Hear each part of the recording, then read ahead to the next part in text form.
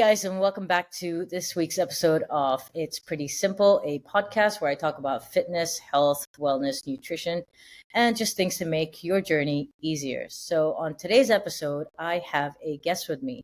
We have Dr. Agatha, who is a scientist, and she studies the heart. I'm going to let her take over. Thank you so much for having me, Nick. So I am a PhD from University of Oxford. I studied Cardiovascular Science during my PhD. Before that, I did Masters in London in pharmacology. So I've got a good mix of background between kind of treating people, but also the basic science of the heart and heart disease. And at the moment, I work for a startup called Cardiotech. So we use artificial intelligence to try and find new medicines and new biological pathways that drive different heart diseases. So it's a lot to do with big data, looking at the different layers, DNA, RNA, protein. But because of it, we also look a lot at different diseases and how the interplays between the different mechanisms of the disease and different factors in people's life influence it. Okay, so, and just to clarify, cardiovascular disease is like the number one killer, right, from in men and women in terms of diseases, correct? Yeah, it's a number one killer in the world, which is why I got interested in the first place.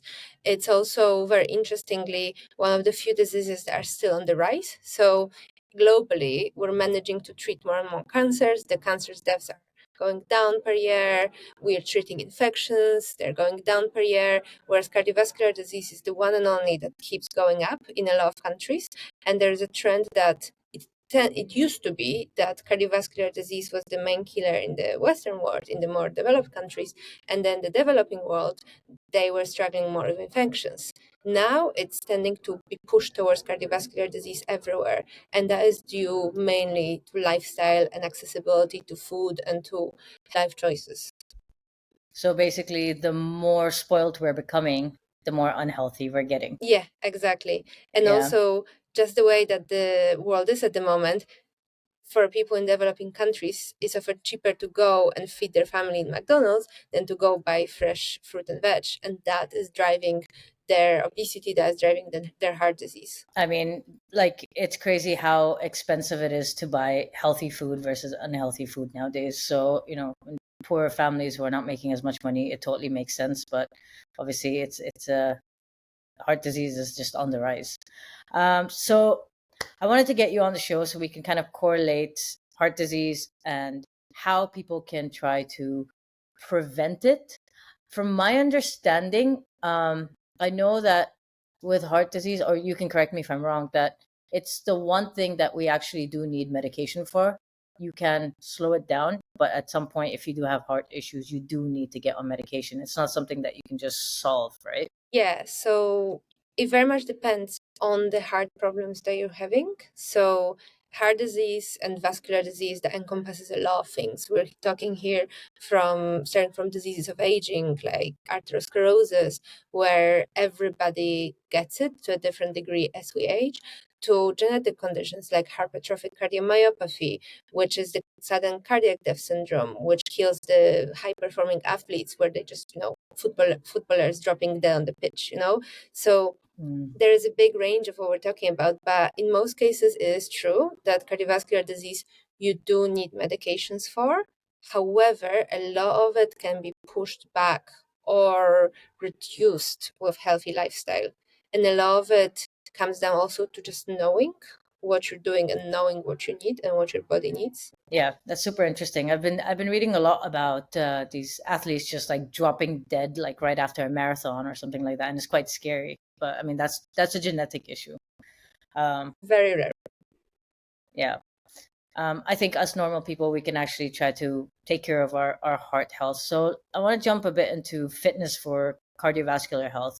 So what types of exercise routines do you think are the most beneficial in terms of strengthening your cardiovascular health? And what do you think people should be avoiding when it comes to fitness? So the jury's still out there in terms of what's the most beneficial. I think the scientific consensus is that any movement, any exercise is good for your health.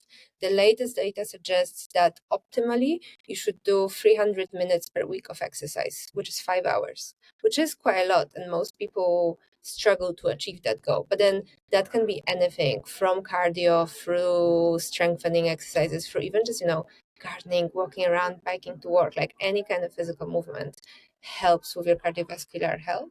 And interestingly enough, for example, for heart failure, there's an inverse linear relationship between how much you exercise and how likely you are to die of heart failure. So the more you exercise, the less less likely you are to get heart failure. And that is a 1-to-1 ratio. So it's super clear that it's very needed.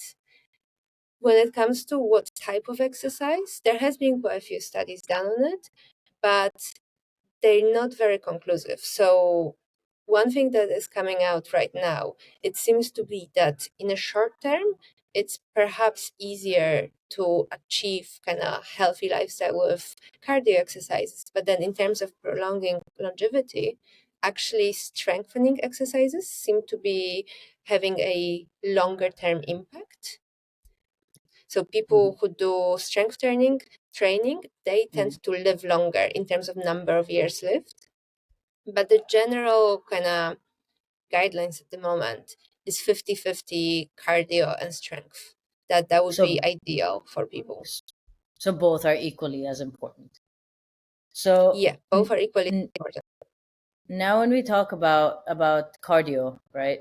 There's a lot of stuff out there when it comes to cardio movement. So you have, your uh, low impact cardio movement, which is like walking and just doing daily chores. You've got your medium intensity, which is like list training, which is low steady state. For example, a jogging pace for a 10K, for example, or the other most popular one right now is HIIT training.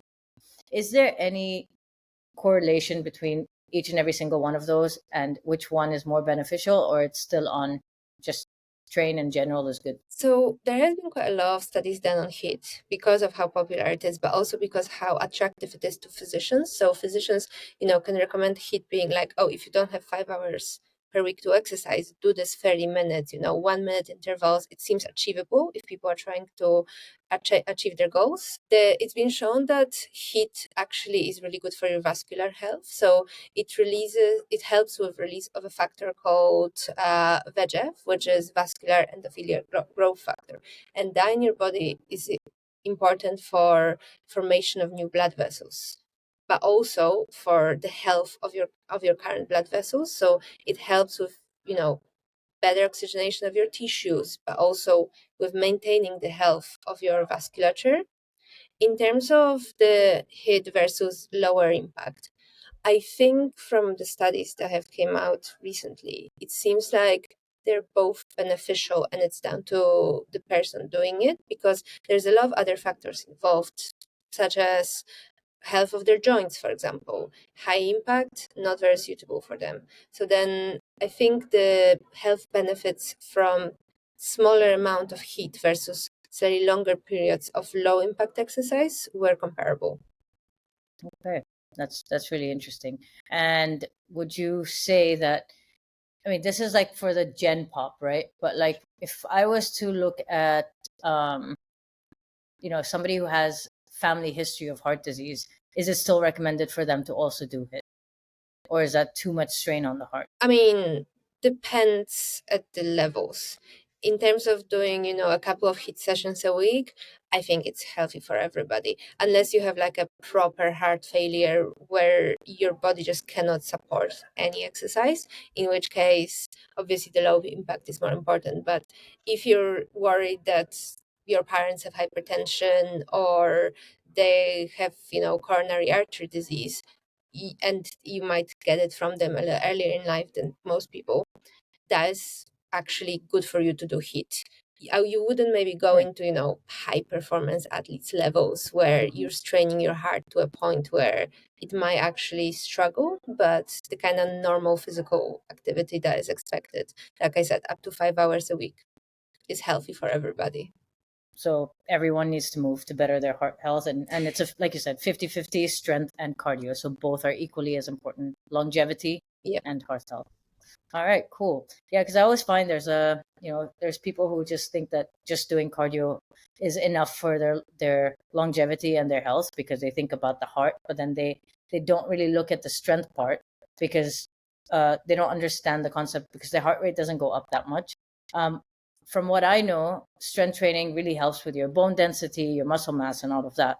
But I didn't understand the correlation with it with for your heart health as well. So that's super I don't interesting. think on the molecular level it's actually very well known. It's more observational studies kind of at the moment where people are assigned those training regimes in different doses. People follow them up for a year and then looking later how many of them had major cardiovascular risk factors or major cardiovascular events like a heart attack or stroke. And yeah, it seems to be looking like everybody benefits from any kind of exercise, but the kind of in terms of life expectancy, strength is a little bit ahead. Also, coming back to HIIT a little bit, actually there have been studies on people with diabetes, so type 1 and type 2 diabetes, and it's been shown that people who are assigned HIIT as an exercise in type 1 diabetes, I believe it was, showed improvement in sleep patterns, in enjoyment in life, and in general health. So even people with, genetic conditions, because type 1, early onset, people have it quite often from childhood, still important to do exercise. Now that we're talking about the fitness aspect, I want to kind of jump into the nutrition as well. Because obviously, like you said, in today's world where you can buy McDonald's cheaper than you can buy good vegetables, people are obviously turning to that for food when it comes to places where costs are really, really high. And organic stuff is not very easily accessible. So are there any specific foods or nutrients that play a key role in maintaining or improving cardiovascular health? So I think the key thing is a balanced diet. There is no one thing where you cannot eat it or you should be eating all of it. Generally in the body, we need everything. Like we need our proteins, we need our fats, we need all of our macros, right? So diets that are more balanced tend to be better for you, but then diets that are moderate in quantities of everything. So one of the ones that people always say is good for cardiovascular health, and a lot of studies have been done on, is Mediterranean diet, and that has been consistently shown to be good for cardiovascular health. Another thing that is crucial is a healthy microbiota. It's quite a new field, but it's showing more and more that all aspects of our body, from cardiovascular health through immunity, all the way through our neuronal signaling, actually are influenced by your microbiota. So if you eat foods that are highly processed, or if you eat very limited number of groups of foods, then your microbiota shifts, and that actually can have negative impact on your health. That's the gut bacteria, right? Yeah, that's the gut bacteria. Yeah. Okay. That's super interesting. Yeah, I mean, higher processed food, I know definitely messes with a lot of people's gut bacteria. I had experienced it myself for a while. Um, so yeah, I mean, and now people are getting more and more on the whole kombucha and prebiotics, probiotics for that purpose. Yeah, but even simpler than that, like having a balanced diet, like it's shown that, for example, animal proteins can increase certain bacteria in your gut, whereas different fats increase different ones. Just having everything kind of a little bit of everything helps to maintain the balance overall. In terms of the cardiovascular specific benefits, fats and antioxidants are very helpful, which is also something that's a big feature in the Mediterranean diet. So I actually have been looking up the recent guidelines on the best kind of foods and diets for cardiovascular health. And according to them, saturated fats should be about 10% of your diet, whilst unsaturated fats should be less than 1%. So it shows how bad they are compared to everything else. The other things that are really important is keeping your salt intake quite low, under 5 grams per day, having a lot of fiber. Most recommendations are 30 grams plus, 30 to 45 ideally, and then having lots of fruit and vegetable per day, over 200 grams each, and actually having fish or any other source of omega-3 acids and any other kind of fish-derived oils, because they are very important for your health as well. So basically everything that's whole food and not processed, and Yeah. just nothing processed. The other thing is also that generally, the plant-based diets seem to improve longevity and health compared to heavy meat diets. So recommendations often say avoiding red meats, for example, Like completely avoiding red meats minimizing them or at least. minimizing them. But I mean, I feel Yeah, like most people, it's about taking more of a balanced approach, right? Like you said earlier as exactly. well. Yeah. And keep your processed foods as low as possible, keeping your whole foods higher, so you're having more nutritionally dense food in general. And I guess that helps with everything, not just your cardiovascular health, but also immunity, and as you mentioned. So interconnected. Like the body works as one whole big thing, and in very surprising ways sometimes it's all connected with each other. So if you don't take care of one of it, it's kind of a domino effect and everything fails, sadly. But yeah, so keeping your cardiovascular health helps with the other things, but also keeping all the other systems going properly will help with your cardiovascular health. Okay. You had said you had said keeping your salt super low. Now a lot of people are starting to add uh salt into their water for electrolytes, because people are drinking so much water but they're still hydrated because their body's not latching onto that. This is like on a molecular level, so they're doing the whole salt in the water, and it's supposed to help and keep them less thirsty. But if you want to keep your sodium that low, like what's the Well, five guideline grams on per that? day, five grams per day is not that low, you know, it's not nothing. It's 5 grams, probably a teaspoon, maybe a couple teaspoons. So People salt put is like a whole definitely very important. teaspoon into a liter Yeah, of water, you know. yeah, which nobody would do, right? That would be Yeah. horrible. You add way I less. But Yeah. generally, it is important to have salt in your diet. Cutting it completely out is actually not very healthy for you because sodium, so one of the main elements in salt, is one of the key molecules in your body. It's responsible for a lot of cell to cell communication and transporting information around your body. So if you don't have sodium in your body, you cannot function. Okay. And what about carbs? Everybody likes to go on low carb diets to try and lose weight. How does that correlate to heart health? Well, carbs are a complicated thing because you need them, but you need them in moderation because basically the main storage of excess energy in your body is adipose tissue, right? Your fat. And then the way it works is that when you eat more than you need, you process your sugars first. So you process your carbohydrates first. If that's enough energy for you, they're gonna be changed into fat and stored. So then if you go into a situation where you need to release the energy from your adipose tissue, it will have to be pushed back into carbs. So you cannot get rid of carbs because that process of turning your adipose tissue into energy actually isn't very healthy for you either. Mm. It's designed to help save your life, like if you're in a famine or something. It's not designed to maintain your day-to-day energy balance. Day-to-day energy balance should be mainly from your glucose. Okay. Yeah. I think carbs are super important, even just for your brain function. It works for everything in our body, and people are going on these drastic low carb diets, wanting to lose weight fast. Carbs hold water, so that's the first part that they're probably going to lose, and then they start to have fatigue, focus, brain fog. All these things come into play, and they don't seem to relate it. And then they just say, "I'm just going to keep going through ketosis," but it's just unhealthy in the long term. Yeah, Personal that's the thing. opinion. Ketosis wasn't designed to sustain us day to day. It's designed for emergencies in the body. And I think that's a key thing to bear in mind with all the diets.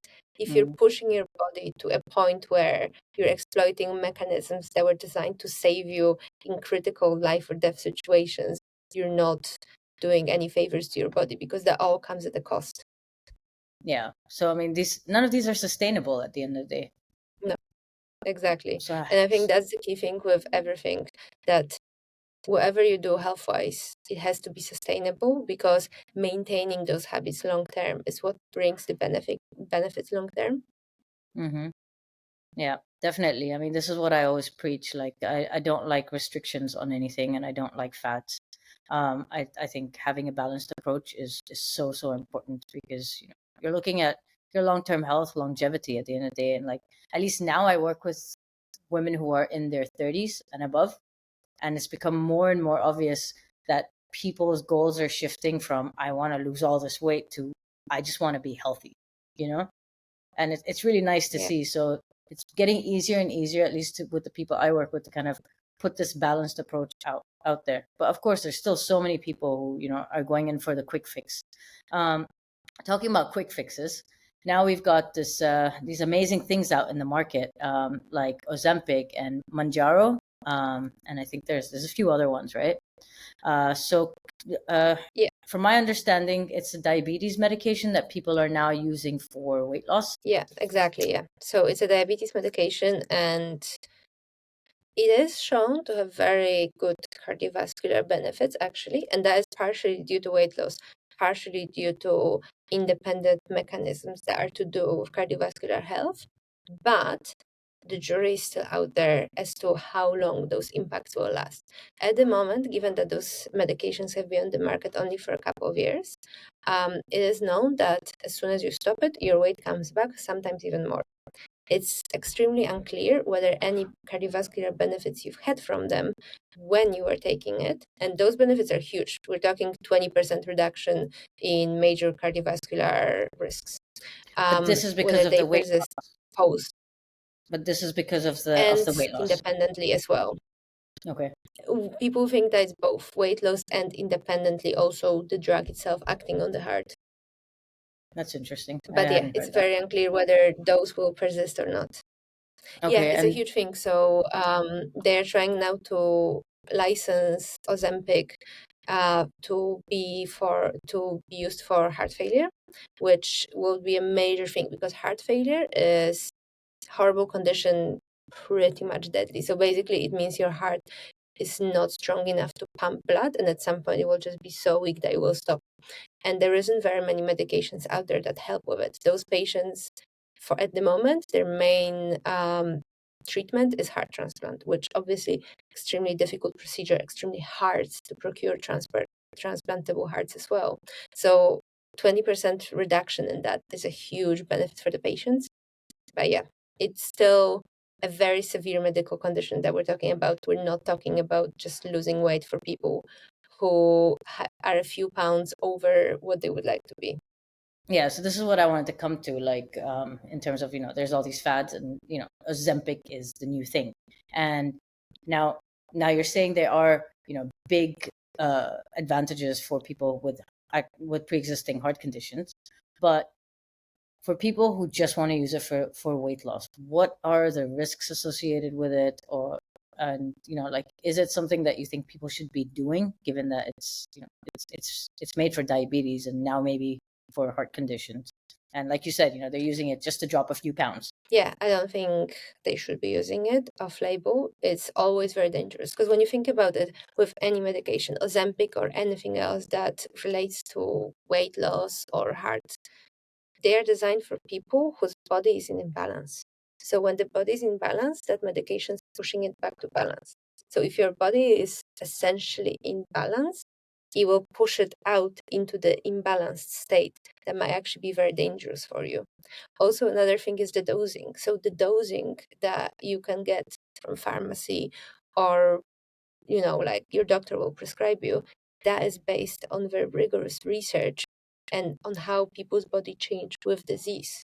So the dose that is used to help somebody with diabetes or somebody who is actually clinically obese and needs to go into a healthier state would be very different in terms of how much you need to reduce the weight to somebody who is only a little bit overweight and wants to go back to being super skinny. And that's where the difference is, because anything that isn't every bit of that drug that isn't used for what you think it's using, it has to go somewhere in the body. And if it Hmm. doesn't have any particular reason to be there, then it's causing harm. Yeah, I mean, I feel like personal opinion again, physicians shouldn't be using that as the first thing when somebody comes to them and says, it's like back in the day when they used to just say, oh, you know what, maybe you need a liposuction, and maybe some people just didn't, they just need to move a little bit more. And the same way they're like giving out Ozempic like candy now, and people want the quick solution. No, but I agree with you. However, again, when you're looking at patients who are actually clinically obese, that's a genetic condition. Those patients, no matter how much they will diet and they will exercise, in many cases they will never lose weight. And in that case, Ozempic is very useful. But yeah, for people who just, spend a couple of years binge eating and binge drinking, it shouldn't be a solution.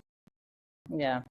I mean, I have had some clients who've asked if they can get on it, and I've told them, you know what, we're going to work together for a couple of months and see where this goes, and then you can make the decision, because I never saw them as very obese or anything. It's just that frustration of, I just want to lose weight now, and I try to keep Yeah. them off it as much as I can, and put in the work. But I have had one client who he was obese, like very, very obese, and he just told me, listen, I spoke to the doctor, and he's quite old now as well, like getting older, and he said that I'm at risk for a lot of things, and this, like, I'm at risk for diabetes, I'm at risk for heart disease, and I think this is the best solution to start with. What do you think? And I said, okay, go ahead and do it if this is what the doctor said. If because I know you've been training so much, and I know you've been doing your nutrition, and it's really hard, and he has a family history of Yeah. obesity as well. So that was a case that I said sure. But then, of course, if you're going to do something, if you're going to take Ozempic, you also need to understand that you can't just take Ozempic without looking at everything else. This is for people who are obese and people who are also just taking it for a quick weight loss. You still have to strength train, because from what I've read, the first thing that you lose on these drugs is your lean muscle mass. Yeah, exactly. And that's one of the major risk factors of taking them. So when you take Ozempic, you lose your adipose tissue, but you lose your actual muscle. So there's a big push in the pharmaceutical industry at the moment to try and find drugs that could be taken alongside Ozempic to prevent that. Because what they find is that once people stop taking Ozempic, the fat comes back, but the muscle doesn't. Yeah. I mean, for us women above 30, we already struggle now at this age to put on lean muscle. Lean muscle is the hardest thing for women to put on. So when you go and you take Ozempic, you just lose it all. So, I mean, if you're going to take it, I always tell people, you have to make sure you're eating your protein and strength training. Like, that is a must. Like, if you don't do that, you're probably going to be on Ozempic for the rest of your life, because you're going to keep going back and forth. Like, it just goes back to being any fad diet, but you're actually injecting Yeah. yourself. Yeah, exactly. And because those drugs are so new, we actually don't know what it's going to do to somebody who's been taking it for 10, 20, 30 years. So you don't know the long-term effects yet. Well, no, because they haven't been around for long enough. We will, and those studies will be taken. So the way that any kind of new drug launch is that you have your safety first, and we make sure that it's safe for people. Then you have a smaller cohort of patients to make sure that it does what it's meant to do, and then a bigger cohort of patients to make sure that it does it on a population scale. But those trials run 2 years, 5 years, some maybe a little bit longer, but it becomes a question of money. At some point, they have to launch the drug on the market to make back, because to develop a drug from start to finish, we're talking up to $2 billion. So then after that, once the drug is approved and on the market, is what's called phase 4 clinical trial, where they just monitor over time people who are taking this drug and actually what's happening to them, what's the dropout rate, what's the actual profile of side effects on a population scale, but also how taking it for 10, 20, 30 years will affect people. Because especially with cardiovascular health, that's what we're talking about. Most people who have cardiovascular issues will be put on statins or on antihypertensive drugs. People get put on statins in their 30s, in their 40s, in their 50s. They What take them statins? until statin is a cholesterol lowering drug. So it's the most popular class of drugs in the world. Basically, everybody who has high cholesterol, people, they will at least try to put them on statins because they are very well known, very cheap to produce, reasonably safe as well to take. So Yeah, so most people who have any kind of cholesterol issues will be put on statins, and they take them for the rest of their lives. Yeah, that I'm aware of. I know whoever has cholesterol has to stay on medication. Also, whoever has blood pressure, right?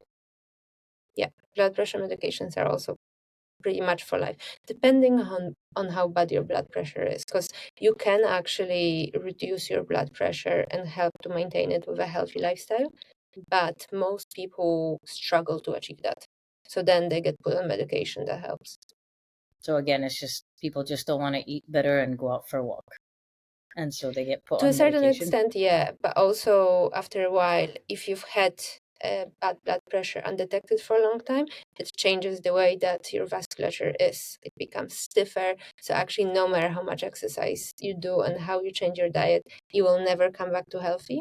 But you can definitely reduce it towards healthy. That's interesting. Earlier you mentioned about how since Ozempic is a new drug, and you have to it's still going to take time to get all the research, and they're going to start researching small populations of patients. Coming to that, from my understanding, there's mostly research is being done on men and not women. Is that correct when it comes to Um, medications? so it's changing now. Generally, historically, yes, and it is mainly because female hormones are difficult to interpret and mess up results. So even when you look at earlier stages like preclinical development, looking at animal studies, most of the animal studies are done on males only because the female mice, female rats is just too complicated to interpret the data.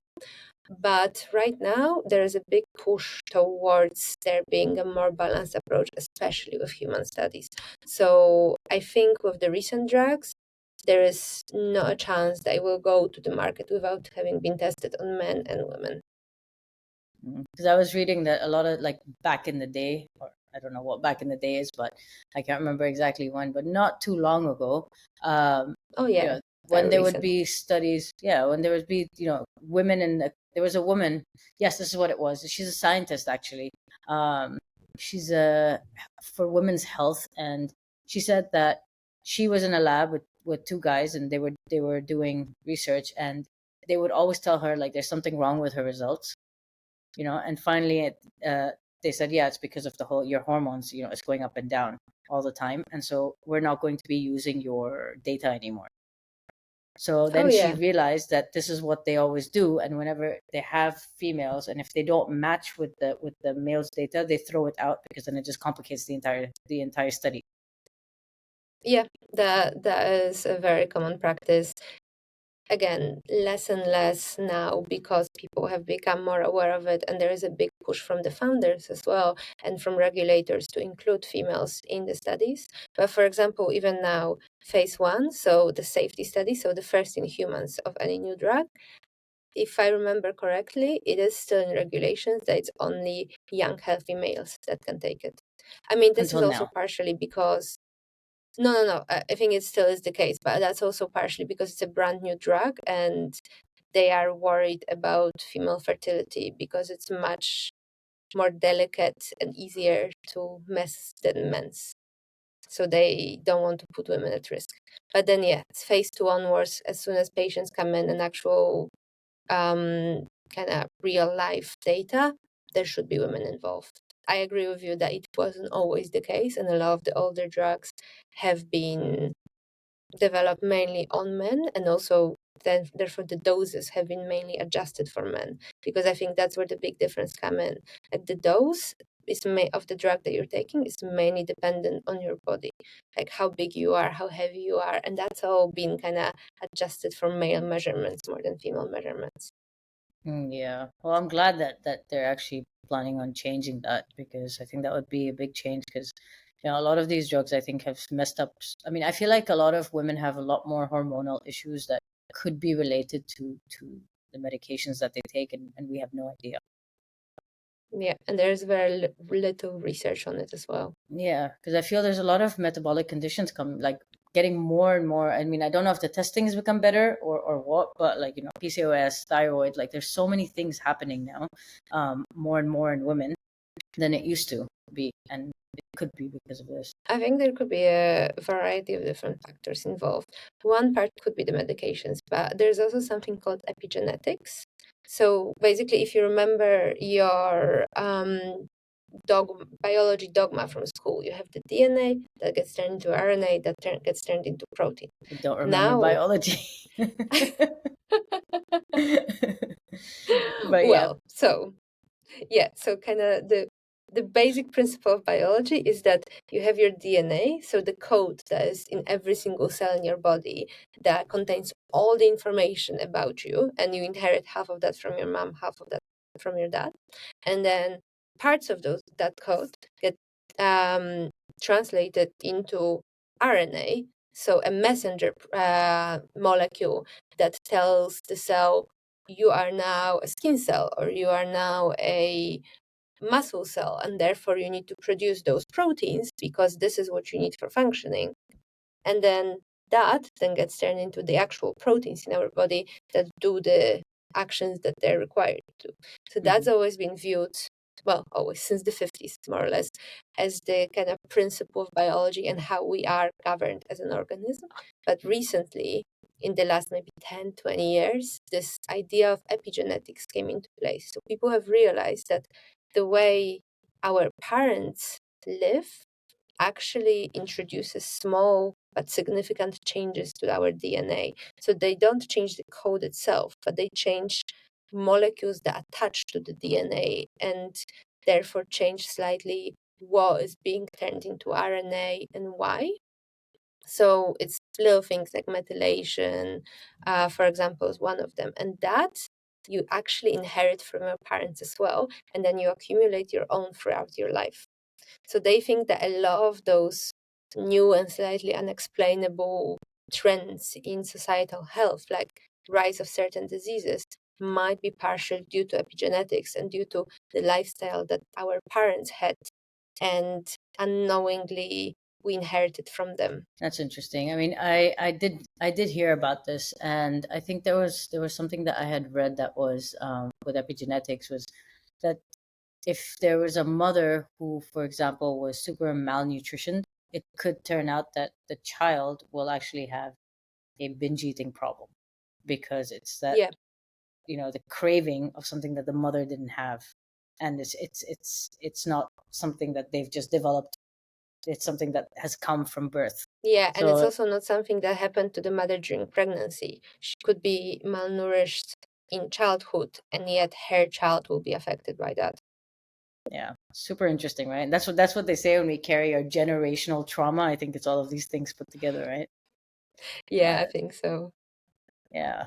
All right. That was all super interesting. I wanna come into the aging part of it. So you did touch briefly on the arteries, right?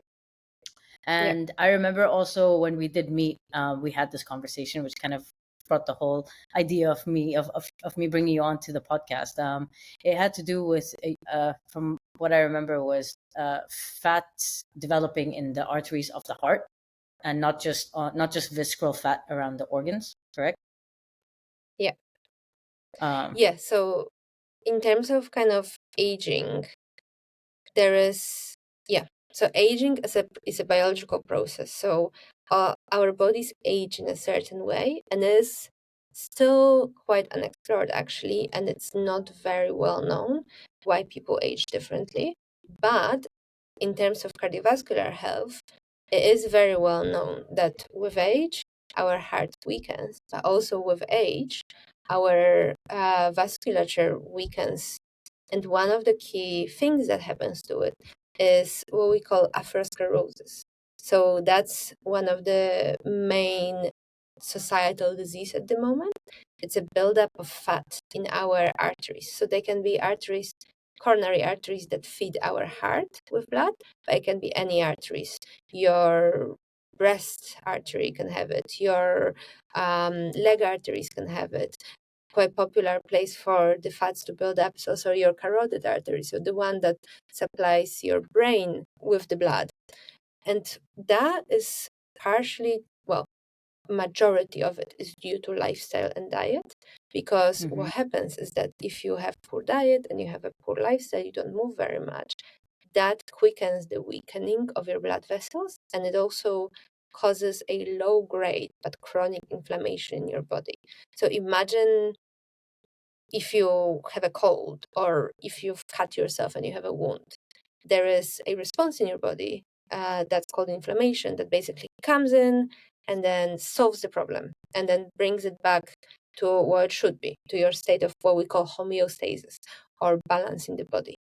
But then if your body is permanently dysregulated, then your body permanently thinks there's something wrong with it. But then inflammation as a process is very sudden, it's very severe, it's very strong. So it cannot do that to the entire body. It's very punctuated to the problem. So what it does instead is kind of putting a very low level but constant inflammation everywhere. And that just keeps perpetuating the problem. So when that happens, that creates further issues with your blood vessels. They become leaky, they become weaker, and then circulating fats can actually get underneath your first layer of cells and start building up there. And then when they start building up, that is an actual real issue that your body detects that, oh, your immune system should go and fight it. But for reasons that we don't fully understand, the immune system comes in, but it doesn't know how to fight it. And it also doesn't know how to go away and tell other cells, don't come, it's not worth it. So it just stays there. The cells start dying, that attract small cells, and then you have this accumulation of fat and dead cells and inflammatory cells coming in to cause this like reaction that is at some point turning pathological, because if you can't resolve it, it will just keep causing tissue damage. That sounds very scary. It is very scary. Yeah, like how? So you said it's having a unhealthy lifestyle. So when you say unhealthy lifestyle, let's look at the food aspect of it and not really moving much. So how early on is unhealthy? Like if let's say like for me, I grew up eating complete shit, like shit all the time. I mean, at home we ate good food, but I really like junk food, and I used to drink a lot, and I used to have Burger King, Pizza Hut, like every single day there was something that I was having that was bad, and I didn't move until I was 23. And when I went to university, I used to drink a lot, and again, zero exercise at all, just eat shit and drink. And then at 23, I'm 35 now. At 23, I started training and I started really taking care of my health and focusing on my nutrition. So, is the damage that I did back then going to affect me now in terms of this whole artery concept? So in the current society, we all have early stage plaques in our arteries by the time we're 20.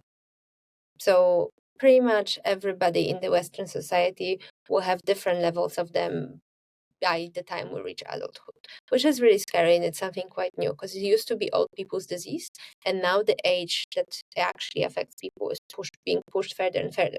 But at that stage, it's not dangerous to you. Your body can deal with a lot until it becomes a problem. So having just a little bit of fatty streaks in your blood vessels is normal part of aging. It's not dangerous to you. So what happens with them is that there is a layer of collagen, so kind of like we call it a fibrous cap, put over the streaky fat, and that keeps it in place. It doesn't let it grow too much, it doesn't let it burst, because the most dangerous part of it is if they burst, because that then creates a clot that travels around your body and ends up in a very small artery, usually in your heart, and that's what causes heart attack, the blockage from a bursted atherosclerotic plaque. Is that the same in the brain as well, or no? Yeah. So if it ends up in the heart and blocks the heart, it causes a heart attack. If it ends up in the brain and blocks the brain, it becomes a stroke. Yeah. So we all have it, but then if you have a healthy lifestyle, even later on in life, you can stop them from growing more and instead promote the mechanisms that put those fibrous caps on to keep them stable and keep them safe. And then, like, in terms of your blood flow, it's something ridiculous. Like you can have 18-90% occlusion in your blood vessel and you won't feel it. That's why it's also detected so late in life still, even though we start having them quite early, because it doesn't affect you until it's almost too late. Your body You're just scaring me. So I compensates for have it. Raynaud's, right? Does that have anything to do Hmm. with this? I have Raynaud's, No, and I I've don't think so. no, okay, because No, I'm don't like, worry. No. Reynolds is completely different. No. okay, because that's also got to do with the blood vessels and stuff, right? Yeah, but it's microvasculature, whereas here we're talking about bigger vessels usually. Okay, but so there's no way to reverse this, correct? It's something that has happened, and now you can just try to live a healthy lifestyle as much as you can to not let it get worse. Yeah. So there is no proven way to reverse them. In some people, it has been noted that taking medication and changing your lifestyle can reduce them slightly. It will never reverse it completely. You'll never come back to a healthy one. But there is some studies which showed a small reduction in them. But generally, as a kind of goal from your doctor, it's stopping them growing. And if you stop them grow and you promote them being stable, that's enough for you to be healthy and happy. Okay, interesting. Okay, I just wanted to Sorry. tap into the metabolic stuff a little bit. I want to talk about menopause with women. Yeah. So, during the hormonal shifts with menopause, is there any increased risk for women with cardiovascular, like any cardiovascular risks, when it comes to menopause? Is it like, does the risk get higher? Oh, yeah. Menopause is one of the key factors in increasing cardiovascular risk for women. So, generally speaking, women have a lower risk of cardiovascular problems than men up until menopause. And then it's just as high, if not higher. So basically, estrogen is one of the it has a very protective effect on the heart. So it helps to control cholesterol levels and therefore buildup of fat in the arteries, for example. But it also keeps the blood vessels generally healthy. So once the estrogen levels falls, then your arteries start to become narrower, and that in itself can cause issues. But And is that why they take what is it? They go on a hormonal, what is hormone it called? replacement therapy, Yes, hormone replacement therapy. Is that the HRT, yeah. reason? Yeah, and that's the purpose Um, of it. Kind well, among other things, HRT is generally good because menopause comes with a host of different symptoms. And just the same with cardiovascular health. So estrogen is one of the key things, but other changes that your body undergo also influence your cardiovascular health. So, for example, weight gain is one of the key things. People who are obese, higher risk of cardiovascular disease. Cholesterol, I've already mentioned, but also blood pressure. Menopause is often indicated to increase your blood pressure, and that in itself is bad for your cardiovascular health. Also, adipose tissue deposition. Women who undergo menopause tend to put a bit more weight, but they also tend to put on a bit more fat deposits around their body, including around their heart. So all of that together paints a very bad picture for cardiovascular health. But hormone replacement therapy, it can help with all aspects of it.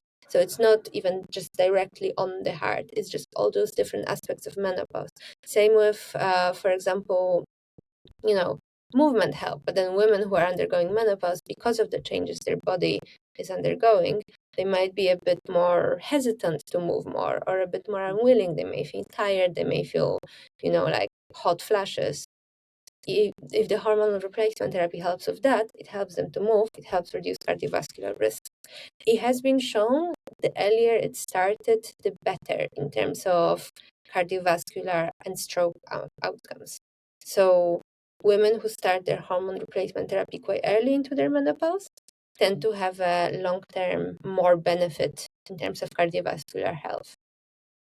Okay, yeah, that's interesting because I mean, I know I have a client who's in her 40s and she's got a friends group and they're currently kind of talking about it. None of them have hit menopause, but it's going to happen in a couple of years and they've been Yeah. talking about hormonal replacement therapy. So it's been something I've been hearing recently, but I didn't really, they asked me for advice and I'm like, not really sure. I'm not a doctor, but I'll research it. But yeah, that's good to know. So earlier, the better for your heart. Yeah. generally speaking, Nice. yes. But also, that is all science. I am, again, not a clinician. My kind of doctor is the kind of doctor you don't want to have on your flight if you're calling for help. So I would advise that whatever your physician says is what should be done. Yeah, but you are a scientist and you do study hearts. I do study Yeah. hearts. I have been studying hearts for Exactly. quite a while now. And you're studying cardiovascular disease, which is, again, the most common disease in the world right now. The biggest killer in the world. Yeah. Biggest killer in the world. Yeah, that's scary. And it's like you don't know when it will happen. Unless you have a history of heart disease, obviously. But like the genetic issue, like there's no way to know it unless you go get tested, right? Yeah, exactly. But even then, one of the key reasons why heart disease is such a big problem at the moment is because the reasons that it happens and the genetics of it is so complicated. It's not like with cancer, where for a lot of cancers right now, if you go get tested, they tell you, oh, you have this mutation that gives you this risk of this particular cancer. With heart disease, it's all very complex. And that's why also there haven't been that many new medications out, because at the moment, people are just struggling to figure out what's going on. It's too many factors at play. Yeah, and like you said, now people are having heart attacks earlier and earlier. So you think the best thing for us to do is just focus on taking care of our health and our nutrition. Exactly. Focus on having a healthy lifestyle. And how about starting young, right? So parents should be mindful of what they're feeding their kids nowadays, because it's going to impact them when they get older. Absolutely. And it's also developing healthy habits. The earlier the kids start eating healthy, exercising, the easier it will be for them to keep it up in their adulthood. Awesome. All right. So before you go, I have one question I would like to ask you, and that is, what advice would you give people in order to maintain a healthy heart and lower their risk of heart disease? Like, what should they be doing? So at the moment, scientific consensus is that healthy lifestyle, so healthy diet and exercise, are the best preventative method for cardiovascular disease. No drug they could take will help them as much as healthy diet and healthy lifestyle. And in terms of what that looks, that's very person to person dependent. Like we were saying, it all depends on people's goals, but also what people are comfortable with. And from scientific point of view, there hasn't been much difference between, for example, high intensity exercise versus low intensity exercise, as long as they're balanced and included in the lifestyle. One thing that we haven't actually touched upon earlier, but it's really interesting, and it plays into the diet and kind of crazy ways people try to lose weight, is intermittent fasting, which is a huge trend now. There was a study which came out quite recently that actually had the most kind of common sense but also funny conclusion ever. They said intermittent fasting is good for you if you feel that it's good for you. So there's been a lot of studies previously that literally, yeah, because there's been a lot of studies previously showing that short-term intermittent fasting has huge benefits. And then there was one study that came out and they said long-term, it reduces life expectancy in major way. So people freaked out and then they looked into it a bit more. And what they've realized is there is a group of people for whom intermittent fasting works really well. And if that's you, then it's very good and you should keep it up. But there is a group of people who actually don't benefit from it at all, or actually have problems because of it, because their bodies aren't used to not eating for long periods of time, and they should stop it. They won't be able to push their bodies into submission, essentially, and being like, I want a health benefit, therefore I'm gonna intermittent fast. If your body doesn't feel it, then just go with another diet that is more balanced, that doesn't involve long periods of not eating. So yeah, it's exercise and diet. You have to listen to your body and make sure that what you do is healthy, but it's also adjusted to your needs and the needs of your body. Something that we talked about, menopause. Women who are menopausal, their bone density massively drops and they have problems with that. So for them, high intensity exercise might not be even an option because it might cause joint problems or bone problems. but then that doesn't mean that they should drop exercise. They should switch into something that's more adjusted for their needs. Awesome. Well, I really love that, we're on the same page. Like at the end of the day, like the balanced approach is the best approach. Try to be as healthy as you Exactly. can and move as much as you can, because people are dying much earlier. And when you have the tools in your hand now and the knowledge out there's so much knowledge out there on how to actually take care of yourself. Back in the day, people were dropping dead and you didn't know why. Now we know what diseases are out there and everything. But now the world is so spoiled. We have takeout on our phone. We can just get food delivered to the house, that we are ruining our own health. And it is possible for us to fix that by starting just movement and eating balanced food without going into any extreme restrictions or anything like that. Yeah, exactly. And I think what's also important to remember is that it's not all or nothing game. Every little helps. So, like I started the podcast with saying that the recent studies say that you should do 5 hours of exercise a week.